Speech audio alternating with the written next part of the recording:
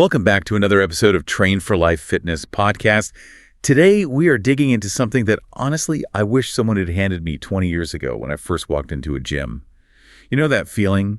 Standing in front of the dumbbell rack, staring at the mirror, and feeling completely exposed?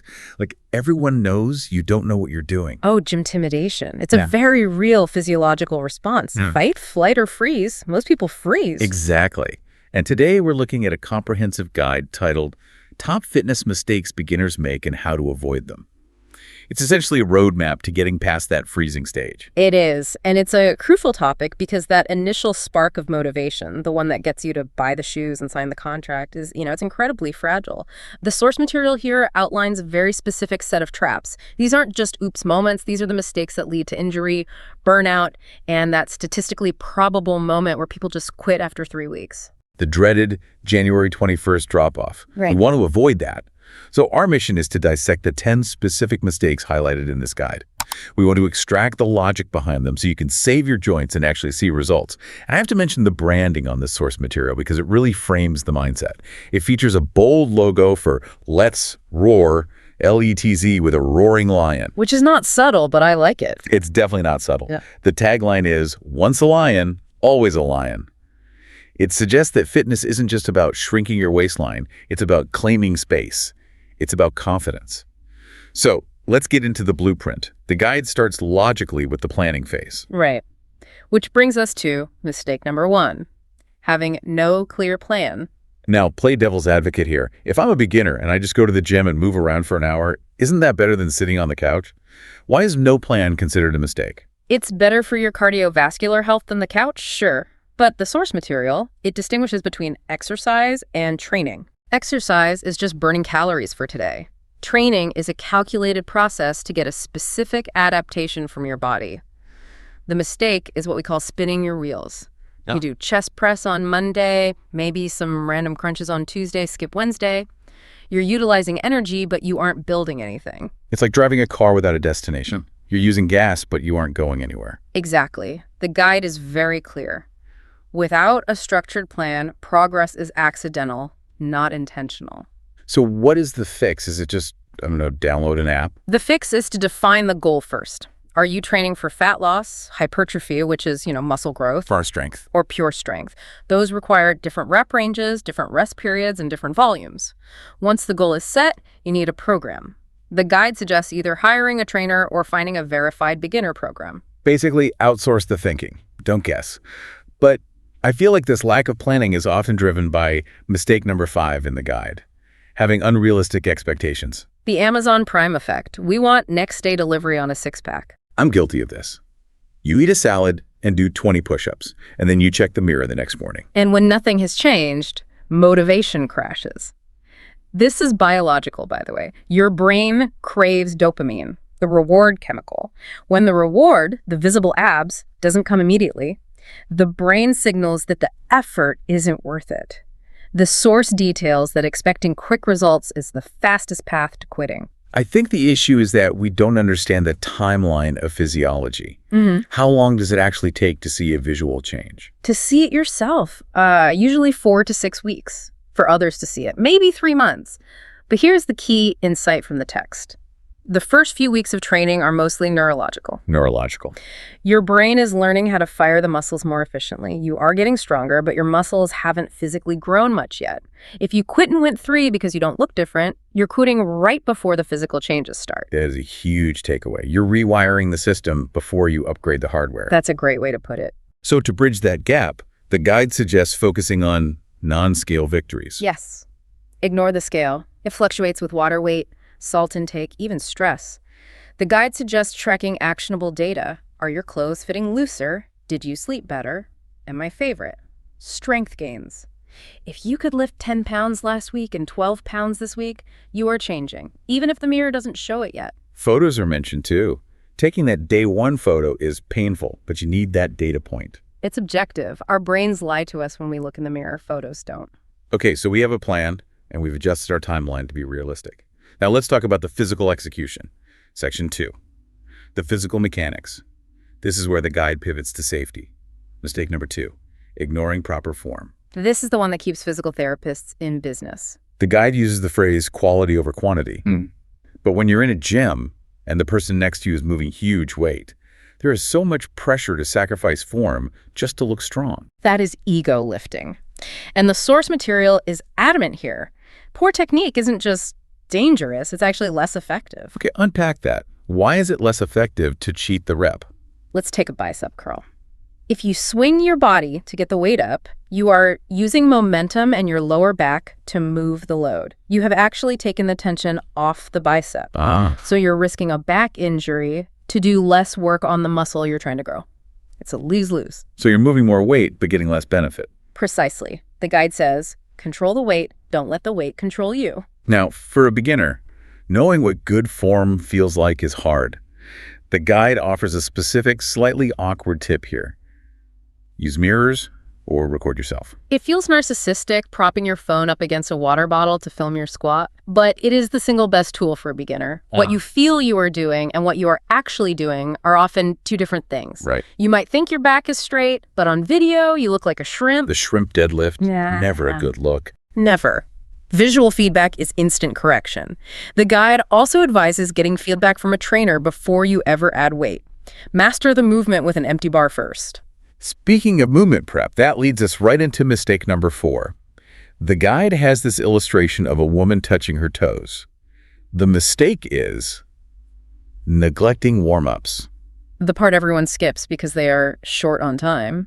I usually think, I'll just use the first set as my warm-up. Why isn't that enough? Because your muscles and joints are like cold rubber bands. If you pull them hard and fast, they snap. The source details that a proper warm-up does 2 things. It raises your core temperature, making tissues more pliable, and it lubricates the joints. Lubricates. Synovial fluid, think of it like oil in an engine. When you sit all day, that fluid is viscous and stiff. Movement warms it up and spreads it into the joint capsule. If you start lifting heavy with dry joints, you're grinding gears. That is a visceral image. Yeah. Grinding gears. Okay, so what's the fix? The image shows toe touching, which looks like static stretching. Is that what we want? Actually, no. The text makes a crucial distinction here. You want dynamic stretches. Moving while you stretch. Okay. Arm circles, leg swings, walking lunges. You want to mimic the movements you are about to do. Static stretching, holding that toe touch for 30 seconds, can actually temporarily weaken the muscle if done before lifting. Save the static stuff for after the workout. So 5 to 10 minutes of moving, getting the heart rate up, greasing the joints. Exactly. Treat it as part of the workout, not an optional precursor. Let's shift gears to the other 23 hours of the day. You're in the gym for 1 hour, you're recovering and eating for the rest. Section 3, the fuel. Mistake number 6 is overlooking nutrition. This is where the battle is usually lost. The guide is blunt. You cannot outtrain a bad diet. The math just doesn't work right. It's brutal math. You can run on a treadmill for 30 minutes and burn maybe 300 calories. You can eat a 300-calorie donut in 45 seconds. It is infinitely easier to consume calories than to burn them. The source material includes a food pyramid visual. It seems to be pushing for balance rather than elimination. Which is vital for beginners. A common mistake is going from eating whatever I want to strict keto or only kale overnight. That's not going to last. It's not sustainable. The guide emphasizes basics. Protein for repair, carbohydrates for energy, and healthy fats for hormonal health. And hydration. It explicitly mentions water intake. But I think the most important strategy the guide offers here is avoiding extreme diets. Yes. If a diet makes you miserable, you will quit. And when you quit, you usually binge. It creates a yo-yo effect that is worse than where you started. Focus on adding good stuff in, more veggies, more protein, rather than obsessing over cutting everything out. Now, staying on the topic of consumption, we have to talk about mistake number 9. There's an image in the guide of a supplement bottle with pills spilling out. Relying on supplements. The magic pill mentality. This is a huge industry built on the insecurity of beginners. I feel like people walk into a nutrition store and drop $200 on pre-workout and fat burners before they've even bought groceries for the week. It's the major and the minors problem. The source states clearly, supplements are a boost. They are the final 5% of the equation. But we treat them like the first 90%. Right. If you are sleeping 4 hours a night and eating processed food, no amount of creatine is going to save you. The guide's fix is strictly hierarchical. Build the foundation first. Consistent training, nutrient-dense food, quality sleep. Right. Once and only once that is locked in, you can look at supplements to fill in the gaps. So protein powder is fine if you can't get enough chicken, but it's not magic. Exactly. It's powdered food. It's convenience, not sorcery. Save your money. I like that. Convenience, not sorcery. Okay, let's move to section 4. I call this the paradox of effort. We have 2 mistakes here that seem like opposites. Mistake number 3 is overtraining. The more is better trap.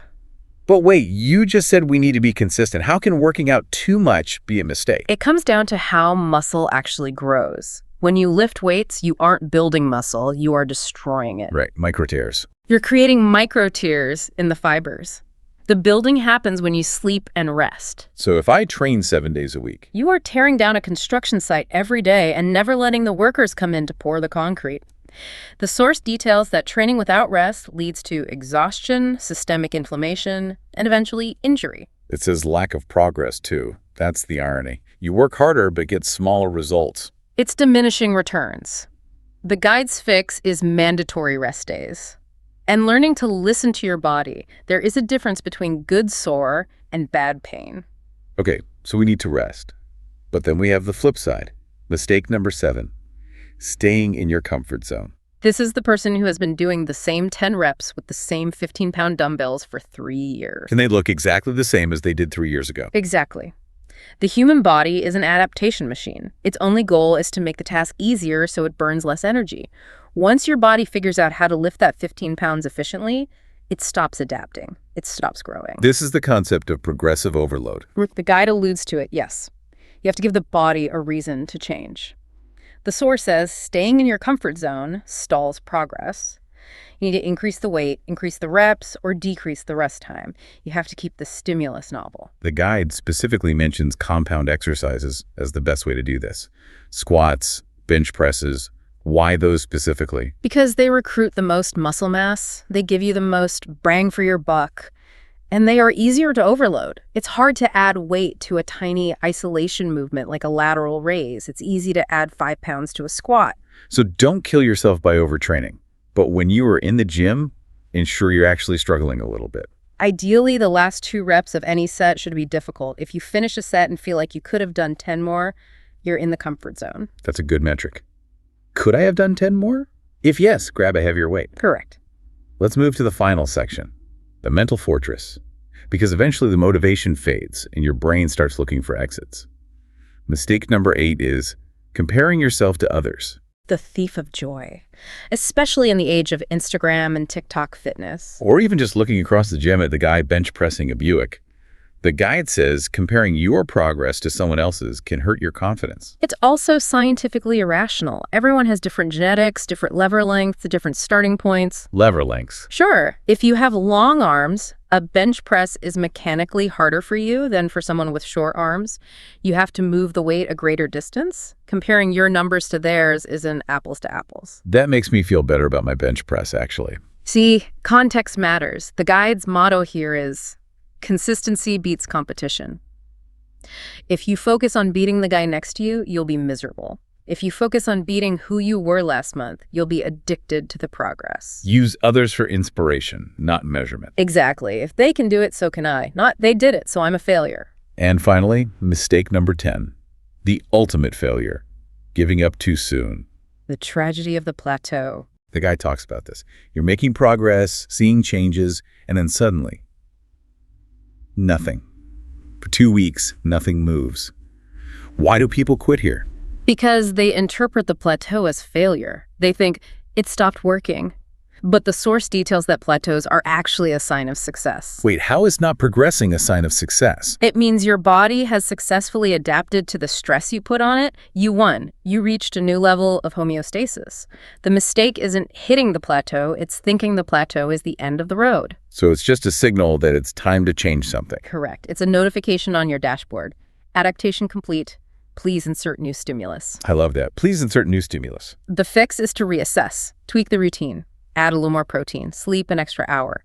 Small tweaks usually break the plateau. You don't need to quit, you just need to pivot. The guide also suggests community here.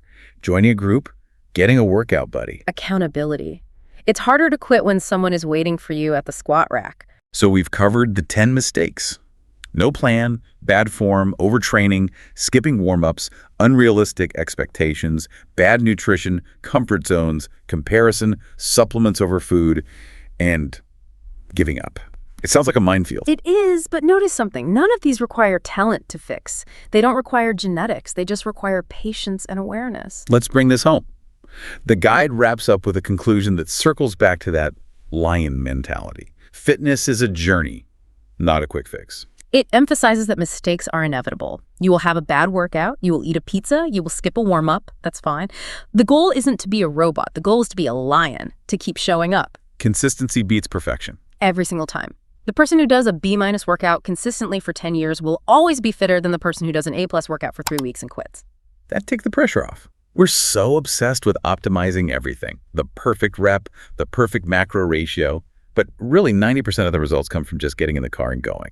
Absolutely. And if we connect this to the Let's Roar branding, once a lion, always a lion, it implies that the capacity for this is already inside you. You aren't trying to become someone else. You're just trying to remove the barriers, these mistakes that are stopping you from being yourself. That's a powerful perspective. Mm-hmm. And here is where I want to turn the lens outward for our listeners. We've established that in the gym, consistency is the king and perfection is the enemy. Right. And that's the provocative thought I want to leave everyone with. The source concludes that consistency is key to physical transformation. So look at your life outside the gym. Where else are you paralyzed by the need to be perfect? Oh, that's good. Is it a creative project you haven't started because you don't have the perfect equipment? Is it a relationship you aren't nurturing because you're waiting for the perfect time? Where could you apply this B- consistency to your career or your hobbies? If you just showed up, messy and imperfect, but consistently, what would that lion look like in a year? That is a great question to mull over while you're doing your dynamic warm-ups tomorrow. Don't wait for the perfect day. Just move. Just roar. We hope this deep dive into the top fitness mistakes guide helps you navigate your journey with a little more confidence and a lot less injury. Thank you for listening. Don't forget to subscribe. And in the meantime, let's roar.